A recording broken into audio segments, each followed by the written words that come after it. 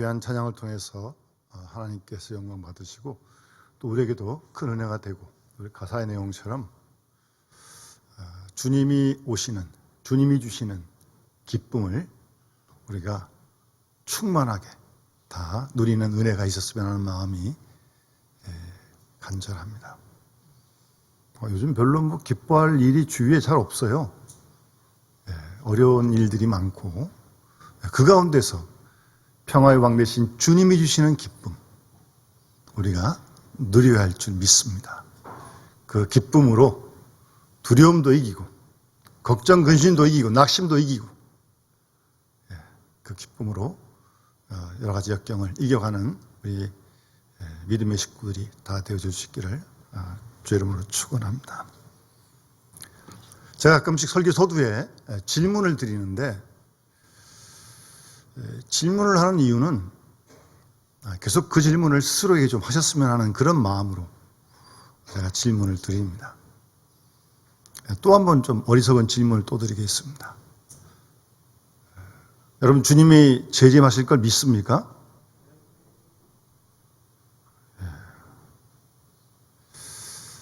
우리가 사도신경에서도 고백하듯이 주님이 이 땅에 다시 오실 것을 믿습니다.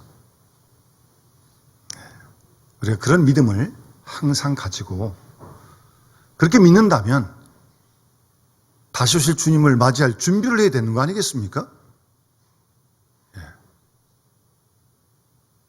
그런 모습들이 신앙생활의 모습이죠. 우리가 바쁜 일도 많고 힘든 일도 많지만 그 일보다 먼저 제일 중요한 일이 그 일 아니겠어요? 주님을 만나야 되는데 만날 우리 준비 문제가 제일 큰 거 아니겠어요? 그보다 중요한 문제가 어디 있어요? 지난주에는 제주도 인근에서 지진도 나고 그 성경에 보면 지진의 현상이 그 말세의 징조 중에 하나예요. 지진만 있는 건 아니지만 우리가 또 그런 일들도 보면서 성경 말씀을 기억하고 주님이 언제인지 모르지만 오실 때가 가까웠구나. 여기 계신 분들은 우리 믿음의 식구들은 그럴 일은 없겠지만 이상한 종말론에 빠져가지고 가정, 교회, 직장 다 팽개치고 산에 올라가가지고 두 손 들고 흰 옷 입고 기다리는 그런 잘못된 종말 신앙은 없겠지만 그러나 그런 소식을 듣고 우리도 다시 한번 옷깃을 여미고 우리의 모습을 돌아보고 우리의 신앙을 한번 돌아보고 좀 더 다시 오실 주님 앞에 설 우리의 모습을 준비하는 게 오늘 본문에 나온 슬기로운 다섯 처녀의 모습 아니겠습니까? 그게 우리의 신앙생활 아니겠어요? 이걸 잃어버리면 곤란합니다. 곤란합니다. 아무리 바빠도 힘들어도 이 우리 믿음의 내용 아니겠어요? 우리 그런 신앙을 준비하는 슬기로운 다섯 처녀와 같은 그리스도의 신부가 다 되어서 하는 마음이 간절합니다. 오늘 본문과 바로 앞장 마태복음 24장은 소위 마태복음의 종말론이다 그렇게 불려집니다. 고린도전 13장을 사랑장이라고 부르고 히브리서 11장을 믿음장이라고 부르듯 마태복음 24장, 25장 이 두 장을 마태복음의 종말론이다 그렇게 별명지어 부릅니다. 예수님께서 하신 말씀, 많은 귀한 말씀 중 특별히 세상 끝에 되어질 일들을 기록하고 있기 때문입니다. 그래서 여기 있는 이 말씀들은 어느 때 읽어도 두렵고 무서운 말씀이고 현실에 안주하며 살기를 원하는 우리들에게 임박한 심판을 생각해 하는 경고의 말씀입니다. 그래서 가끔 믿음의 회의가 생기고 또 우리의 신앙생활이 나태해질 때 마태복음 24장, 25장을 읽노라면 다시 한번 우리의 신앙의 경각심을 새롭게 할 수 있습니다. 여기에는 세상 끝에 되어질 일들을 배경으로 해서 아주 대단히 냉혹하고 분명한 심판적 경고의 말씀들이 있습니다. 어쨌든 주님이 다시 오실 그날에는 두 부류의 사람으로 완전히 나눠지겠다는 겁니다. 한 부류는 구원 얻는 사람, 다른 부류는 구원받지 못할 사람. 한쪽은 영원한 큰 기쁨을 누리며 사는 사람, 다른 한쪽은 영원한 슬픔만 있는 두 부류의 사람으로 확실하게 구분되어질 것을 말씀하고 있습니다. 우리가 마태복음 13장 가라지 비유에서도 본 대로 이 세상에는 선한 사람과 악한 사람이 함께 섞여 살고 있습니다. 어떤 때는 악한 사람이 더 잘 되는 것처럼 보일 때가 있는가 하면 또 때로는 선한 사람이 계속 고통을 당하는 그런 모습을 보기도 합니다. 이처럼 이 세상은 모순과 부조리와 혼돈이 가득 차 있습니다. 그래서 속단할 수 있는 이 세상살이가 아닙니다. 그러나 주님이 다시 오시게 되면 알곡과 가라지, 가라지와 알곡은 분명한 본색을 드러내게 될 것이고 각자의 길로 갈려지게 될 것입니다. 우리는 그걸 믿습니다.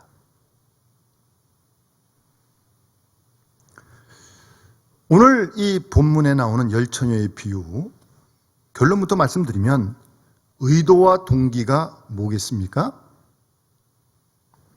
심판적인 경고입니다. 경고입니다. 경고.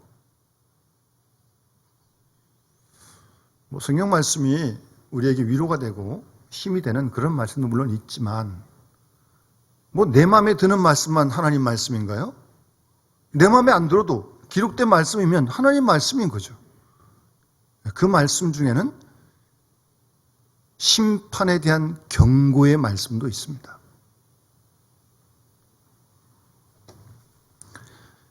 구체적으로는 위선자와 불신앙의 사람들에 대한 경고입니다. 위선자, 그리고 불신앙의 사람. 두 부류에 대한 경고의 말씀입니다. 우리의 신앙생활에 있어서 다 된 것 같지만 우리의 신앙생활 속에 조심할 것이 있다는 말씀입니다. 만사가 다 그런 거 아니겠습니까? 얼마 전에 수능이 끝났지만 수험생들이 시험지를 받았던 그 손끝이 조심스럽듯이 내가 무엇을 하든지 인생살이 우리의 모든 전부가 조심할 것입니다. 왜냐하면 그 어떤 일이나 무엇에나 우리는 충실해야 하기 때문입니다. 따라서 조심해야 될 것은 다름 아닌 위선을 조심하라는 거예요. 위선. 겉으로는 갖추고 다 잘된 것 같은데 속이, 내면이 잘못되어 내실이 없을까 조심하라는 겁니다. 사랑도, 행복도, 인격도, 신앙도 마찬가지입니다. 사랑이라고 하는 가장된 형식은 갖추었는데 속을 들여다보니까 텅 비어 있는 거예요. 큰 문제 아닙니까? 그것도 모르고 있다면 더 큰 문제죠, 이거는. 어떤 사람은 근사한 집에 살면서 넉넉한 생활을 하고 남보기에 부러울 게 하나도 없는 것처럼 보입니다. 그런데 그 집안 분위기는 날마다 전쟁입니다. 그게 행복합니까? 겉으로 다 멋있는데? 어떤 사람은 학벌도 있고 외모도 있고 직장도 있고 다 좋은데 진실하지 못합니다. 이는 다 속이 비었고 가장 중요한 것이 상실된 신앙과 인격이 아닐 수 없다는 말씀입니다.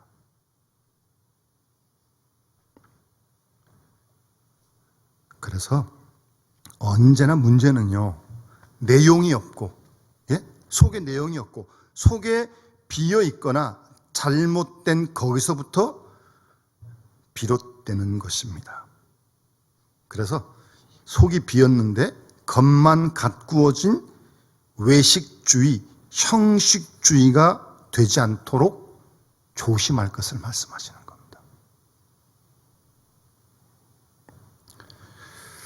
어떤 행동이, 어떤 내용이 있을 때 그 내용을 담은 형식이 항상 있죠. 예? 예. 어떤 내용을 담은 형식이, 그 내용과 형식 함께 늘 가는 거죠. 그런데 나도 모르는 사이에 오래 가면서 잠깐 조심하지 않으면 나도 모르는 사이에 형식만 남고 내용이 쑥 빠져버리고 말아요. 자기도 모르는 사이에. 예배를 계속 드립니다. 예? 어릴 때도 계속 드려요. 가정에서, 집에서, 교회에서 계속 드려요. 해야죠 또. 그런데 반복되는 사이에 자기도 모르는 사이에 예배에 담겨 있어야 할 마음과 정성이 없단 말씀이에요. 근데 그걸 자기가 모르고 있어요. 이거 그렇다면 큰일 아닙니까 이거?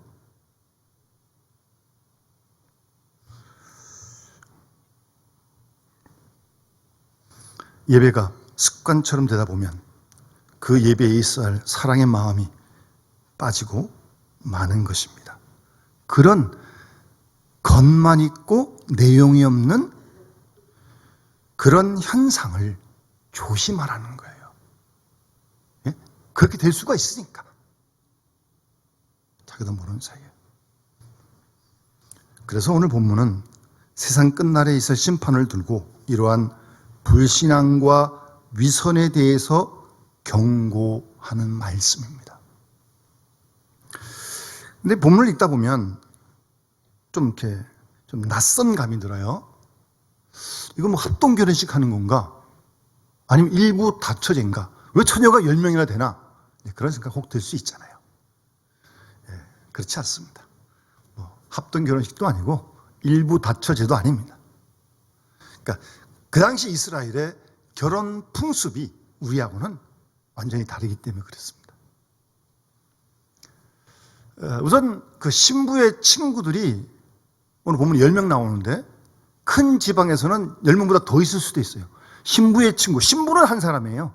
근데 신부의 친구가 다 같이 와서 결혼식의 기쁨을 동참하는 겁니다. 신부의 친구들이 와가지고. 그리고 이들의 결혼식은요, 우리처럼 대부분 낮에 하는데 요즘 뭐 결혼식 저녁 때 하는 경우도 더 있습니다만 대부분 낮에 하잖아요. 근데 이스라엘은 결혼식을 꼭 저녁 때 합니다. 왜요? 저녁이 하루의 시작입니다. 아침이 시작이 아니고. 창세기 1장에 보면 저녁이 되며 아침이 되니 이는 첫째 날이다. 저녁이 되고 아침이 되니. 그러니까 저녁이 하루의 시작이에요. 그래서 하루 시작하는 저녁에 결혼식을 시작하는 겁니다. 그리고요, 이스라엘 백성들은요, 이 가족 개념이 상당히 넓습니다. 여러분 아시는 대로 이스라엘은 키부츠라고 하는 공동체가 있어요. 예전에 우리 교회 장로님 장남이 키부츠로 공부도 할 겸 하여튼 이스라엘 가가지고 직접 키부츠에 생활한 청년이 있는데 그곳에는 그 동네의 남녀애들이 다 모여가지고 어렸을 때부터 모입니다. 어렸을 때부터. 그래가지고 21살 될 때까지 같이 살아요. 그런데 아무 사고 없습니다. 다 아버지 어머니가 다르지만 이게 다 한 가족이다. 한 가족. 그래서 어떤 동네에서 한 가정이 결혼식을 하면 그 동네 모든 사람이 잔치가 되는 거예요. 가족 개념이 상당히 크다니까요. 그래서 여러분 이스라엘 사람들은 어딜 가나 10가정만 모이면 회당을 만듭니다. 학교 갔다 와서 애들이 화당 가서 율법 하나님 말씀 공부하죠. 읽고 암송하고. 그게 다 한 가족이 되는 거예요. 그런 이스라엘 백성들이기 때문에 결혼식을 할 때 신부의 친구가 10명이나 오는 겁니다. 더 큰 지방에서는 더 오는 거예요. 그러니까 결혼식도요, 일주일 동안 합니다. 일주일 동안. 신혼여행 안 갑니다. 일주일 동안 같이 그냥 잔치하는 거예요. 일주일 동안. 신랑 신부가 이제 주인공이고 왕과 왕비가 되는 거죠.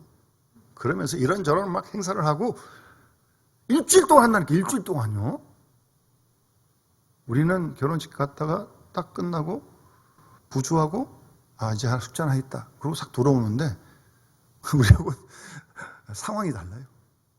그리고 성경에 보면 신명기 24장 5절에 사람이 새로이 아내를 취하였거든 그를 군대에 내보내지 말 것이요 무슨 직무든지 그에게 맡기지 말 것이며 그는 1년 동안 집에 한가히 거하여 취한 아내를 즐겁게 할지니라. 1년 동안. 전쟁 나도 전쟁 안 나갑니다. 그 정도의 법인이 일주일은 말할 것도 없는 거야, 아니? 일주일 동안 그냥 동네가 그냥 큰 잔치를 벌이는 겁니다.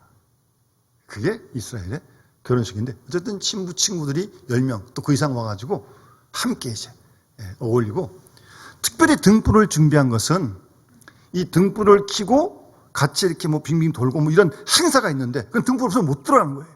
그러니까 등불을 다 준비해가지고 신부의 친구들이 이제 이렇게 여럿이 와가지고 신랑을 기다리는 겁니다.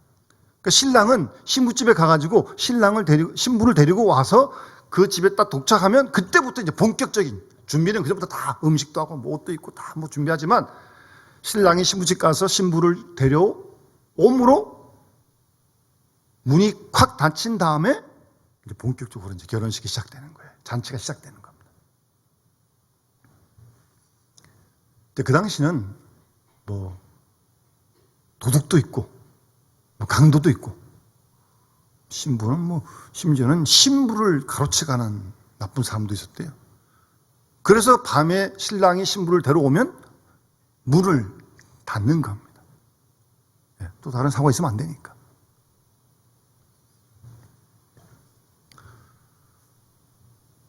그리고 신랑이 신부를 데려오는데 뭐 교통이 좋습니까? 뭐 그러니까 더디 올 수 있잖아요. 늦게 올 수 있잖아요. 그러니까 기다리는 거예요. 신부 친구들은 이 등불 들고 신랑 오기만을 기다리는 거예요. 근데 신랑이 더디 왔어요.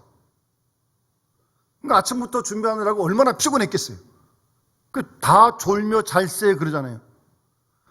슬기로운 다섯 처녀도 미련한 다섯 처녀도 다 피곤해서 다 졸며 잘고 있는 거예요. 지금 꾸벅꾸벅 졸고 있는 거예요. 등불 들고. 그런데 신랑이 왔다는 소식이 들립니다. 그런데 문제는 기다리는 동안에 다 슬기로운 미련한 처녀가 다 같이 졸았는데 꼬박꼬박 졸았겠죠. 근데 이 등불이 기다리다가 더디 왔기 때문에 신랑이 깜빡깜빡 거리기 시작하는 거예요. 기름이 다 된 거예요. 기름이. 그래서 이 미련한 다섯 처녀가 슬기로운 다섯 처녀에게 그 사람들은 오늘 본문에 보시면 4절 말씀에 슬기 있는 자들은 그릇에 기름을 담아 등과 함께 가져왔고 3절에 미련한 자들은 등을 가지되 기름을 가지지 않았다. 그냥 쓱 읽어내려면 별 차이가 없을 것 같은데 아주 큰 차이가 생기는 겁니다. 여기서부터. 신랑이 더디 왔기 때문에. 깜빡깜빡 거리니까 기름 보충해야 되잖아요. 보충할 기름이 없는 거예요. 그래서 꿔달라고 지금 부탁합니다. 그랬더니 슬기로운 다시자가 뭐라 그럽니까?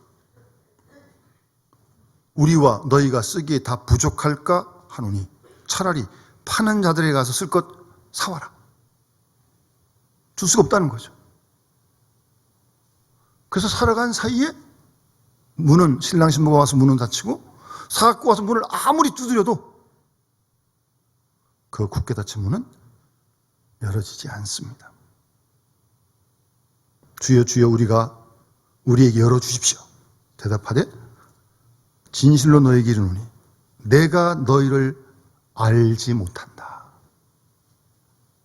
깨어있으라. 깨어있으라. 너희는 그날과 그때를 알지 못한다. 라고 그렇게 말씀하고 있습니다. 어쨌든 오늘 본문의 가장 중요한 요점은 준비하라는 겁니다. 예? 준비하라는 거예요. 넉넉고 그냥 기다리지 말고 적극적으로 준비하라는 겁니다. 아마 신랑 올 때를 기다리며 뭐 음식도 준비하고 청소도 하고 뭐 분위기도 살리고 뭐 치장도 하고 뭐 다 준비했겠죠. 그런데 중요한 것은 특별히 신랑을 맞을 처녀들에게 있어서 등불을 준비하는 일인데 등불만 준비했지 이 미련한 다섯 처녀는 등불에 보충할 기름을 준비하지 않았다는 겁니다.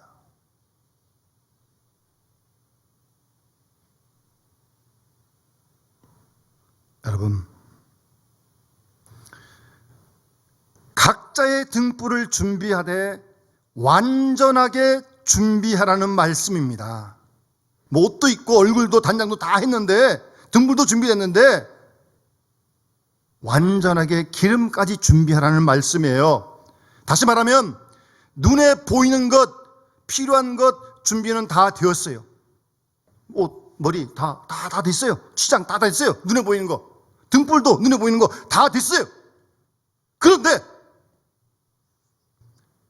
보이지 않는 것을 소홀히 한 겁니다. 기름은 당장에 보이는 건 아니거든요. 떨어질 때 필요한 거니까. 보이지 않는 것을 소홀히 했던 것입니다. 등불을 밝힘으로 소모되는 기름 계속 채워져야 되는 건데 그 기름을 준비하지 못했고 거기에 관심이 없었던 거죠. 등불은 들었는데 그 속에 정작 필요한 기름이 준비되지 않았다는 겁니다. 언제나 문제는요, 보이지 않는 것이라고 소홀히 하는 거기에 큰 문제가 있습니다. 미련한 자들은 기름이 없었고 슬기로운 자들은 기름까지 준비했다고 말씀한 것이 오늘 본문의 말씀입니다.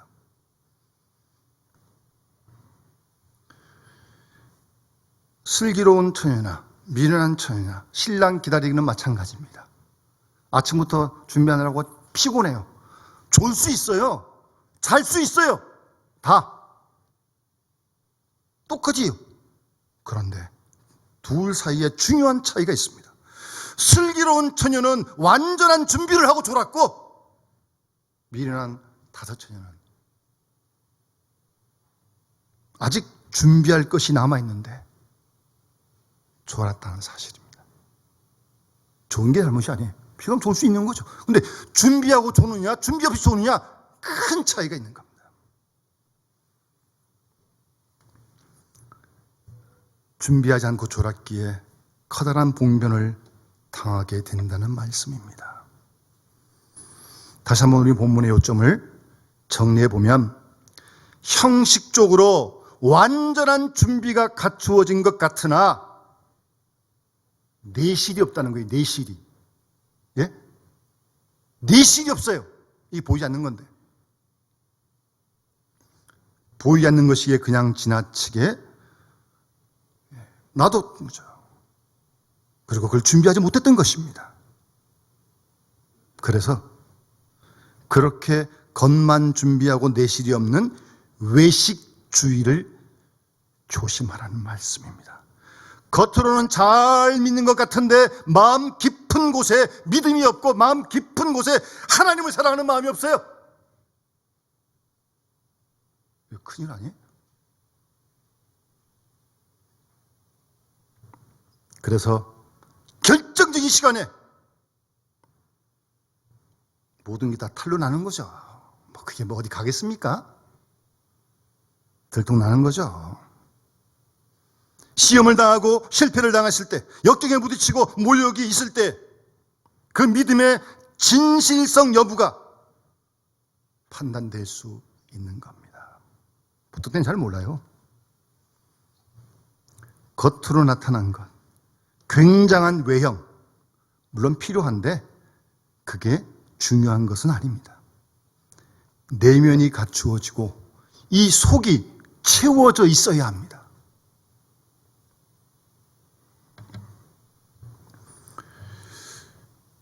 엄격히 말씀드리면 교회에 출석하는 것, 크고 작은 교회의 직분들, 사실은 외형적인 거예요. 외형적인 거. 그거 하지 말라는 거 아니에요? 중요하지 않다는 게 아니에요? 중요하죠. 다 열심히 나와야죠.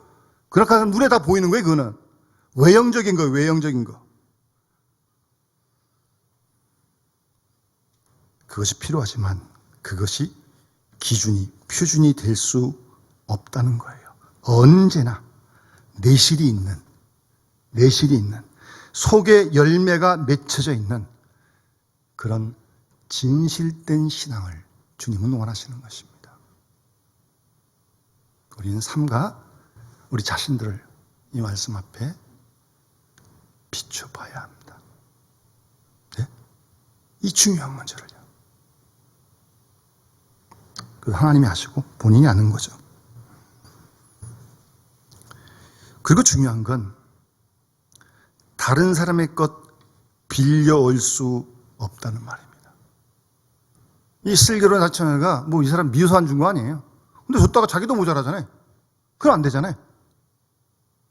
절대 빌려줄 수가 없는 거예요. 이건 미워서 안 주는 게 아니에요. 아까워 안 주는 게 아니에요. 빌려줄 수가 없어요. 가서 쓸 거 사라고 그렇게 말한 살아간 사이에 문이 닫히고 만 겁니다.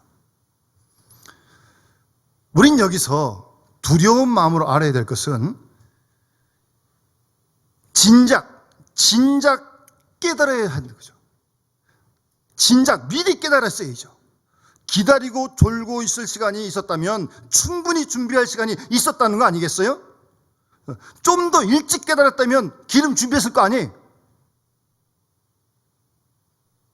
그런데 문 닫히고 난 다음에 봉변을 당하니, 그러니까 졸더라도 갖출 것 다 준비해놓고 그렇게 졸아야죠. 아직도 갖출 것이 남아있고 시간도 넉넉한데 그것을 하지 않았다는 거예요.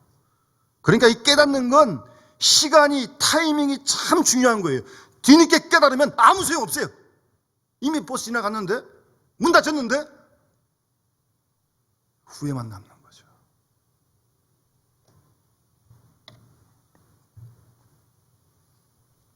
여러분, 내 믿음은 내 거예요. 내 믿음은 어느 누구도 대신할 수 없습니다. 옛날에 뭐 그런 얘기 알잖아요, 여러분. 안 믿는 남편이 분이 신앙생활 잘하니까 자기는 예수 안 믿으면서도 교회 안 가면서 뭐 부인 천국 갈 때 치맛자락 불간다고. 그건 안 됩니다. 그건 안 되는 거예요. 티켓 한 장으로 한 사람밖에 못 가는 겁니다. 한 사람 각자의 믿음이 필요하다는 말씀입니다. 내 신앙은 어디까지나 내 신앙이에요. 내 구원은 내 구원일 뿐입니다. 처음부터 끝까지 내 문제, 나의 문제예요. 내 영혼의 문제, 내 생명의 문제, 진리와 나와의 문제, 내 구원의 문제, 이 모든 것 다 누구에게 빌려올 수 없어요. 너 나눌 수도 물론 없고요. 하나님과 나와의 관계는 개인적인 만남이고, 개인적인 깨달음이고, 개인적인 신앙이고, 개인적인 구원의 문제에서 이루어진다는 사실을 잊지 말아야 합니다. 나 자신이 예수 그리스도를 구주로 영접함으로써만 구원의 역사가 일어난다는 사실이에요. 저도 이 말씀을 준비하면서 저는 목사 아닙니까? 목사. 평생 교회에서 생활했는데. 그런다고 무슨 뭐 어드밴티지가 있는 거 아닙니다. 저도 저와 하나님 관계를 또 돌아보게 되고, 그게 제일 중요한 거 아니에요? 목사라는 직분이 중요한 게 아니고 예수를 내가 구주로 믿는 이 사실이 나와 주님과의 관계가 제일 중요한 거 아니겠어요? 생명의 관계 아니에요 이게? 뭐 직분이 보장해 주는 겁니까? 아니에요. 조심해야 됩니다. 특히 성직자들이 더 조심해야죠. 그리고 본문의 마지막 주어진 말씀은 10절에 신랑이 오므로 준비된 자들은 다 함께 호는 자한테 들어가서 문이 닫혔다.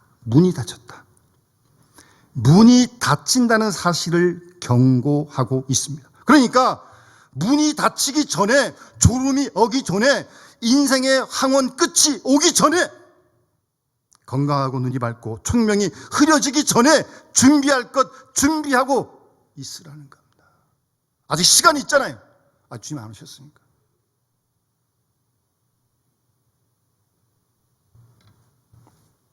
그렇게 하고 준비해야 하고 그렇게 하고 기다려야 합니다.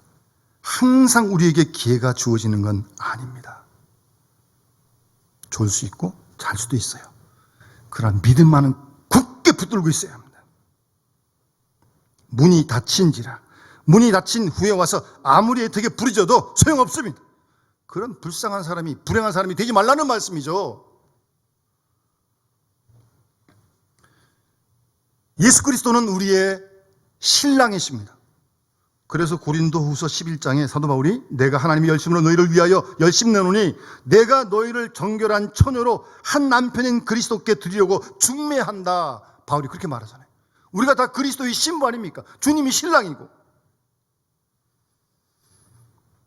따라서 신부된 우리는 사랑을 준비하고 큰 기쁨을 준비하고 믿음과 소망을 준비해야 할 신부예요, 우리가. 그리고 예수 믿는 사람은 항상 어려운 중에도 잔치집에 있다는 사실을 잊지 말아야 합니다. 영광스러운 우리 주님, 신랑 되신 주님과 더불어서 사랑을 나누고 기쁨을 나누고 믿음과 소망을 이야기하는 그런 황홀한 즐거움이 있는 것이 예수 믿는 겁니다. 어려움은 상황은 변할 수 있지만 그래서 예수 잘 믿는 게 어떤 사람이 잘 믿는 겁니까? 어떤 형편에 있든지 다족하고 어떤 형편이든지 기쁘게 신앙생활하는 사람. 그게 신앙생활을 잘하는 것이죠. 신랑 되신 주님과 함께하는 기쁨이죠. 주님의 신부가 된 영광스러운 그런 기쁨이죠. 그러기 위해서 우리가 항상 신부의 덕을 준비할 때 좋은 아내, 사랑받는 아내가 될 줄로 믿습니다.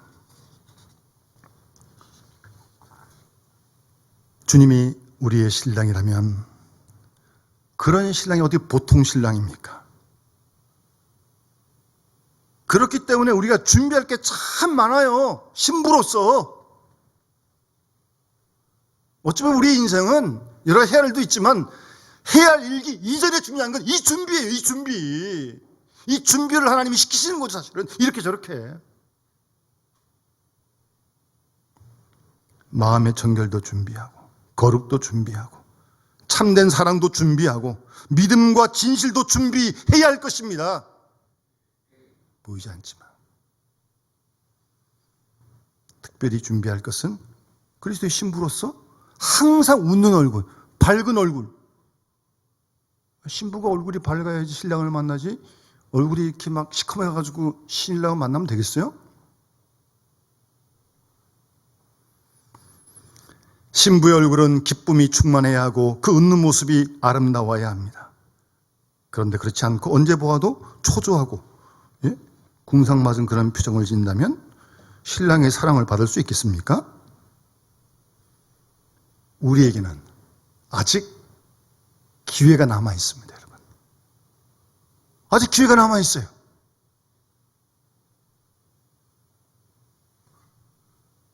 그렇지만 때가 되면 언제인지 모르겠지만 문이 닫혀져 기회가 거두어지는 때가 올 것입니다. 언제인지 모르지만 그때가 분명 올 것입니다. 그러니까 보이는 것뿐만 아니라 보이지 않는 기름까지 지금 준비해야 합니다, 여러분. 지금 오늘 준비해야 돼요. 확실한 믿음을 준비하여 기다림으로 주님께서 언제 오시더라도 정말 기쁨으로 신랑된 주님을 맞이할 수 있는 그런 은혜와 축복과 영광을 우리가 다 누려갈 수 있는 우리 믿음의 식구들 될 수 있기를 주의 이름으로 축원합니다. 주님 말씀 기억하면서 175장 찬양 드리면서 봉헌하도록 하겠습니다.